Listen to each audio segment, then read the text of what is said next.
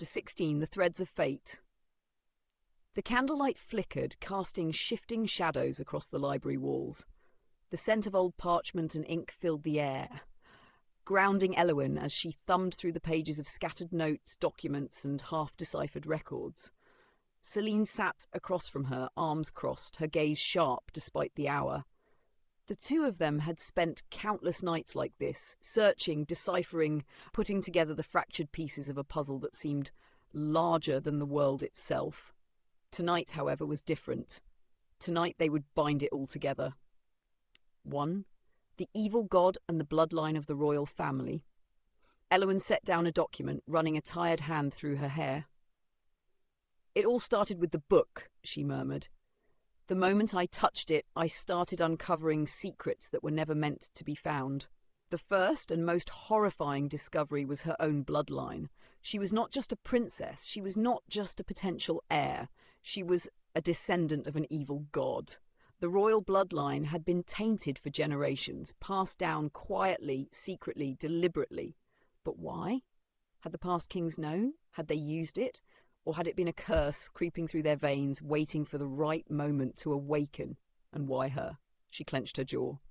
If my ancestors carried this blood, then did they know what it meant? Or were they just as ignorant as I was? Celine exhaled, drumming her fingers on the table. If they knew, then that means there are records somewhere. If they didn't, well, it means someone has been hiding this for centuries. Up to the dreams and the evil god's agenda. Elowyn tapped her fingers against the wooden surface. The dreams started almost immediately after that. The visions of ruin, of me wearing that crown, of the kingdom burning. Each time the god had tempted her, offering power, whispering promises. At first it seemed manipulative, a ploy to break her will. But after her most recent dream, she had realized something critical. "It fears the chains, Celine." The rogue frowned. "The heavenly chains," Elowyn nodded. "It was trapped, sealed. The gods of old forced it into submission, into this world's order. But that means..." Celine's eyes widened in understanding. "It's still bound. It's still weak." Elowyn clenched her fists. "And if I can learn how the gods bound it before, I can bind it again, or at least control it." The god had retreated when she mentioned contracts. It feared being bound again. That meant there were rules. And if there were rules, there was a way to fight back. 3. The exiled seer, Selim Vane, and the erased past. Celine pulled a new document forward, eyes narrowing. "Then there's this. Calum Vane, your father's old friend, the man erased from history." Elowyn exhaled slowly. She had dreamed of him. And if she had learned anything from her visions, it was that they were never random. My father exiled him, erased his name, erased every trace of him. She tightened her grip on the parchment. Why? What did he know that was so dangerous? If Calum was alive, then he was the key to something important. Someone who had been so dangerous to the throne's secrets that he had to be removed from existence. 4. The Shadow Guild, the Emerald City and Archduke Eos. Celine sighed, rubbing her temples.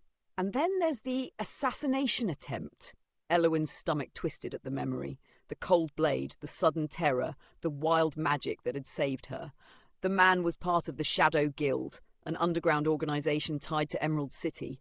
Celine continued. "That means the assassination was likely sanctioned by someone powerful, maybe even Archduke Eos himself." Archduke Eos, son of the goddess of magic, a figure untouched by time, a man who wielded more magical authority than nearly anyone in the world. Had word of her bloodline reached him? Had he seen her as a threat? Elowyn frowned. "He hasn't made a move publicly," she muttered. "That means he's either testing the waters or biding his time." A silent war was brewing, and she was at the centre of it. 5. Lord Castian Vale and the political web. Celine's expression darkened. "And then we have that bastard Lord Castian Vale." The royal advisor had been a thorn in her side for weeks. "He's pushing hard for my engagement to Alistair," Elowyn said, voice bitter. "Too hard. My dream warned me about him before, but now," Celine leaned back in her chair, "he's dangerous. And he's powerful. If anyone has their hands in this mess, it's him or someone above him. But what was his true aim? To control her? To manipulate the throne? Or something far, far worse?" Conclusion, what they knew so far. Celine exhaled, rubbing her eyes. All right, let's put this all together. She tapped the table. 1. Your family's bloodline is tied to an evil god. We don't know if past rulers used that power or hid it, but someone is trying to awaken it now. 2. The god itself is bound by laws it cannot break. If we learn what those are, we may have a way to control it rather than be controlled by it. 3. The exiled seer, Selim Veins erased for knowing too much. We need to find him before our enemies do. 4. The Shadow Guild and Emerald City may be moving against you. Archduke Eos could be watching, or worse, planning something deeper. 5. Lord Castian Vale is trying to force a political marriage. Whether that's part of the grander scheme or his own ambition, we don't know yet. Elowen sat back, heart pounding. The pieces were finally falling into place. We're not just fighting fate, she murmured. We're fighting something ancient, something that's been in motion for centuries. Celine met her gaze, determination burning behind her eyes. Then we'd better start breaking the cycle,